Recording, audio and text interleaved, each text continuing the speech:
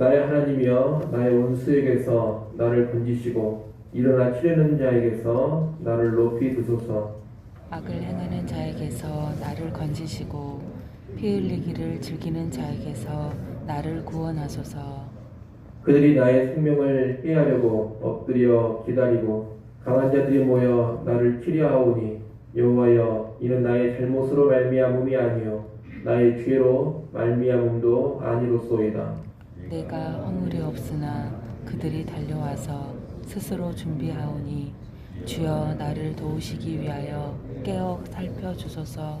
주님은 만군의 하나님 여호와 이스라엘의 하나님이시오니 일어나 모든 나라들을 벌하소서. 악을 행하는 모든 자들에게 은혜를 베풀지 마소서. 그들이 저물어 돌아와서 개처럼 울며 성으로 두루 다니고 그들의 입으로는 악을 토하며 그들의 입술에는 칼이 있어 이르기를 누가 들으리요 하나이다. 여호와여 주께서 그들을 비웃으시며 모든 나라들을 조롱하시리이다. 하나님은 나의 요새이시니 그의 힘으로 말미암아 내가 주를 바라리이다. 나의 하나님이 그의 인자하심으로 나를 영접하시며 하나님이 나의 원수가 보응받는 것을 내가 보게 하시리이다. 그들을 죽이지 마옵소서. 나의 백성이 잊을까 하나이다. 우리 방패되신 주여 주의 능력으로 그들을 흩으시고 낮추소서. 그들의 입술의 말은 곧 그들의 입의 죄라. 그들이 말하는 저주와 거짓말로 말미암아 그들이 그 교만한 중에서 사로잡히게 하소서. 진노하심으로 소멸하시되 없어지기까지 소멸하사 하나님의 야곱 중에서 다스리심을 땅끝까지 알게 하소서. 그들에게 저물어 돌아와서 개처럼 울며 성으로 두루 다니게 하소서. 그는 먹을 것을 찾아 유리하다가 배부름을 얻지 못하면 밤을 새우려니와 나는 주의 힘을 노래하며 아침에 주의 인자하심을 높이 부르오리니 주는 나의 요새이시며 나의 환날 날의 피난처이십니다. 같이 봅니다. 나의 힘이시여 내가 주께 찬송하오리니 하나님은 나의 요새이시며 나를 긍휼히 여기시는 하나님이시니이다. 아멘. 시편 59편의 소재는 사울이 사람을 보내어 다윗을 죽이려고 그 집을 지킨 때라고 되어 있습니다. 사무엘상 19장에 보면 사울이 자신의 딸 미갈과 결혼한 다윗을 죽이기 위해 다윗이 사는 집으로 사람들을 보낸 일이 나옵니다. 그때 다윗은 미갈의 도움으로 간신히 집을 빠져나와서 살게 됩니다. 시편 59편은 그 사건을 배경으로 하고 있습니다. 다윗은 1절 2절에서 자신을 치고 죽이려는 원수와 악인들에게서 나를 건지시고 구원해달라고 호소합니다. 다윗의 원수들은 다윗 생명을 해치려고 기회를 노리고 있는데 다윗에게 어떤 죄나 잘못이 있는 것은 아닙니다. 다윗에게는 죽임당할 아무런 허물이 없었는데도 원수들은 다윗에게 달려들어서 다윗을 공격할 준비를 하고 있습니다. 그러니 다윗은 억울합니다. 억울하기에 다윗은 하나님께서 일어나 자신을 도와달라고 요청하는 것입니다. 5절은 개인적인 차원을 벗어나서 공통체적인 간구로 확장되는 내용입니다. 5절 말씀을 같이 한번 읽어보겠습니다. 주님은 만군의 하나님 여호와 이스라엘의 하나님이시오니 일어나 모든 나라들을 벌하소서. 악을 행하는 모든 자들에게 은혜를 베풀지 마소서. 아멘. 악인들은 다윗 개인의 차원에만 존재하고 있는 것이 아닙니다. 국가와 국가 사이에도 존재하고 사회적으로도 존재합니다. 국가 간의 관계에서 악을 행하는 나라들이 있고 사회적으로도 악을 행하는 악인들이 있습니다. 다윗은 그 모든 악한 나라들, 악인들을 하나님께서 벌해주시기를 구하고 있습니다. 자기가 악인들에게 억울하게 고통당하는 일을 계기로 해서 관심을 더욱 넓혀 이 세상의 모든 악을 하나님께서 벌해주시기를 구하고 있는 겁니다. 다윗은 6절 7절에서 악을 행하는 자들을 들깨에 빗댑니다. 악인들은 들깨처럼 성의 밤거리를 으르렁거리며 돌아다닙니다. 그들은 입으로 악을 토하며 입술에 칼이 있어서 남을 해치는 말을 합니다. 그런 추악한 짓을 하면서도 그들은 누가 들으리요라고 말합니다. 누가 들으리요라는 말은 그들의 악으로 고통당하는 사람들의 탄식과 탄원을 누가 들어주겠느냐 이런 뜻입니다. 다시 말하면 그들의 악으로 고통당하는 사람들의 탄식과 탄원을 아무도 들어주지 않으리라 이런 소리를 하고 다닌다는 겁니다.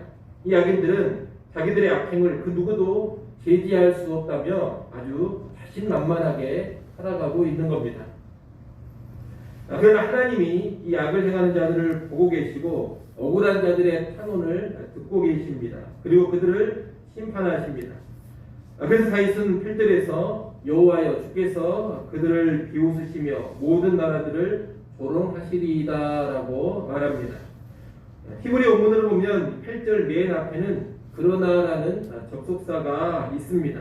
악인들은 누가 들으리요 이렇게 말하면서 악을 행하고 있는데 하나님께서 다 듣고 계신다는 겁니다. 그래서 다윗은 여호와의 이름을 부르면서 주께서 그 악인들 악한 나라들을 비웃고 조롱하신다라고 말하는 겁니다. 다윗은 이 하나님을 자기의 요새로 삼습니다. 피난처로 삼는 겁니다. 그리고 이 하나님이 인자하심으로 자신을 영접하시고 원수가 보응받는 것을 보게 하시리라고 말합니다. 인자하심이라는 말이 계속해서 시편에 나오고 있는데 여러 번 말씀드린 것처럼 인자하심이란 언약에 기반한 하나님의 사랑을 뜻합니다. 불변의 사랑, 실패하지 않는 사랑이 인자입니다. 다윗은 그 하나님의 인자하심을 의지해서 내일의 소망을 품고 있습니다. 비록 지금은 악인들이 들깨처럼 울부짖고 다니는 어두운 밤이지만 하나님의 인자하심이 새 아침을 열어주시리라고 굳게 믿고 있는 겁니다. 11절로 13절은 악인들을 심판해 달라는 호소입니다. 11절에 보면 다윗은 그들 곧 악인들을 죽이지 마옵소서라고 합니다. 이 말은 악인들이 빨리 죽어 금방 사라지지 않게 해달라 이런 호소입니다. 다윗은 악인들이 너무 쉽게 죽어서 사람들의 기억에서 쉽게 잊혀져 버리기를 원하지 않습니다. 악인들이 살아서 처절하게 무너지는 것을 사람들이 다 보고 악인의 비참한 몰락을 똑똑히 기억할 수 있기를 원하고 있는 겁니다. 그들이 입술로 짓는 저주와 거짓의 죄를 다 보응받고 교만한 그들이 교만의 덫에 사로잡히기를 원합니다. 하나님의 진노를 받아서 점점 소멸되어 완전히 없어지기까지 소멸되기를 원합니다. 그래서 하나님이 야곱을 다스리심을 땅끝까지 알게 해달라고 간구합니다. 악인들을 철저하게 심판하심으로써 하나님이 공의로운 통치자임을 온 땅에 드러내시라 이런 호소입니다. 이 부분을 보면 다윗은 울분에 차 있는 마음을 마음껏 표현하고 있습니다. 악인들을 바로 죽이지 마시고 살려서 천천히 처절하게 죽어가고 천천히 처절하게 몰락하게 해달라고 구하고 있습니다. 그 몰락과 파멸의 과정을 모든 사람이 다 보면서 기억하게 해달라고 합니다. 악인에 대한 저주 수준의 말을 다윗이 내뱉고 있습니다. 그런데 이런 기도를 하나님께서 다 받아주고 계신다는 겁니다. 이것은 하나님께서 다윗의 상하고 아픈 마음을 있는 그대로 다 받아주심을 가르쳐줍니다. 여러분, 기도라는 것은 날 것 그대로의 감정을 다 하나님께 아뢰 수가 있는 것입니다. 꼭 기도할 때 고상한 말만 하고 온수까지 사랑해야 되겠다, 온수까지 사랑하겠습니다, 이런 기도만 해야 되는 것은 아닙니다. 억울함과 맺혀있는 한과 악인에 대한 분노와 저주도 쏟아낼 수 있는 자리가 기도의 자리입니다. 하나님께서 그런 마음을 다 이해하시고 받아 주신다는 겁니다. 기도의 자리는 얼마든지 우리의 마음을 있는 그대로 쏟아놓을 수 있는 자리라는 것을 우리가 알아야 되겠습니다. 그런 여러분이 기도하실 때에도 굳이 우리의 감정과 마음을 감추려고 애쓸 필요는 없습니다. 화가 나 있으면 화난 마음을 그대로, 분노, 억울함이 있다면 그 분노, 억울함을 있는 그대로, 때로 섭섭함이 있다면 섭섭한 마음을 그대로 토할 수 있는 것이 기도의 자리라는 것을 알고 있는 모습 그대로, 있는 감정 그대로 하나님께 아뢰고 기도할 수 있는 성도들이 되시기를 바랍니다. 아기들을 향한 저주에 가까운 심판을 호소한 다윗은 이어서 14절 15절을 말합니다. 이 14절 15절은 우리가 앞서 봤던 6절 7절과 연관됩니다. 6절 7절에서 다윗은 악인들은 밤거리를 으르렁거리며 돌아다니는 들깨들과 같다고 했습니다. 14절 15절에서도 악인들을 들깨에 비유하는데 여기서는 밤새 울부짖고 다니며 먹을 것을 구해도 먹을 것을 찾지 못해서 밤새도록 굶주리며 허덕이는 들깨에 비유하고 있습니다. 만족을 누리지 못하며 밤새 쉬지 못하고 허덕이는 들깨떼와 같은 자들이 악인들이라는 겁니다. 이 악인들은 아침이 밝아올 때 기진맥진에 있을 겁니다. 이런 악인들과 반대로 하나님을 의지하는 다윗은 밝고 힘찬 아침을 맞이합니다. 16절 17절에 보면 다윗은 아침에 하나님의 힘을 노래하고 그의 인자하심을 기쁘게 찬양한다고 합니다. 이것은 어두운 밤, 환난의 밤을 다 지날 때 주님을 요새로 삼고 피난처로 삼은 결과입니다. 주님을 피난처로 삼았을 때 다윗은 하나님의 도우심을 받게 됩니다. 그리고 하나님의 긍휼을 받습니다.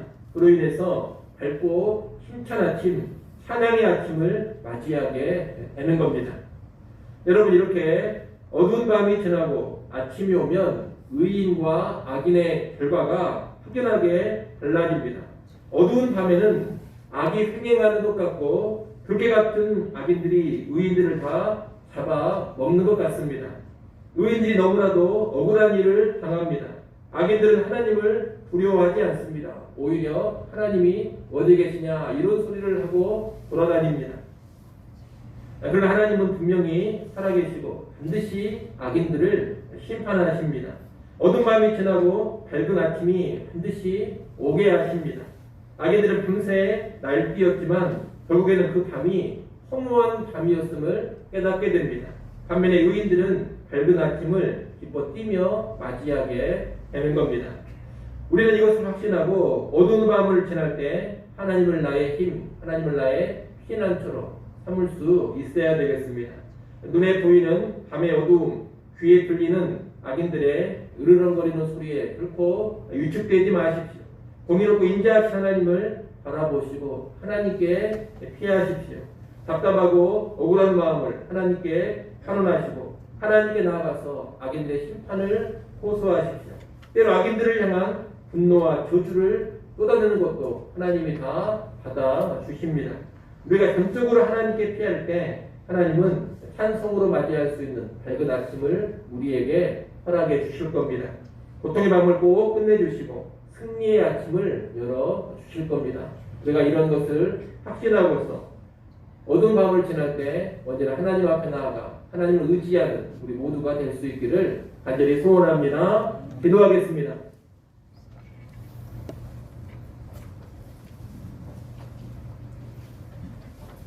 하나님 아버지, 악인들이 흥황하는 어두운 밤을 보내게 되지만 이 어두운 밤을 주님 의지하며 보냈을 때 반드시 희망의 아침 맞이한다라는 것을 확신케 하여 주시옵소서. 절망하지 않게 하시고 좌절하지 않게 하시고 믿음 없어 무너져 내리지 않게 하여 주시옵소서. 어두운 밤에도 반드시 하나님 바라보고 하나님을 나의 요새, 나의 피난처로 삼게 하여 주시옵소서. 하나님이 모든 환경을 역전시켜 주시고 반드시 찬양으로 맞이하는 그 아침 주심을 알고 그 은혜 우리가 꼭 누리게 하여 주시옵소서. 이 시간 하나님 앞에 나와 기도합니다. 있는 모습 그대로 하나님께 나아가게 하시고 하나님 그의 마음을 쏟아내게 하여 주시옵소서. 이 시간을 통하여 주의 풍요를 주의 은혜 받아 누리게 하여 주시옵소서. 오늘 하루를 살아갈 때에도 주님과 긴밀히 동행하게 하시고 주님의 기쁨 되는 삶 살게 하여 주옵소서. 예수님의 이름으로 기도드리옵나이다. 아멘.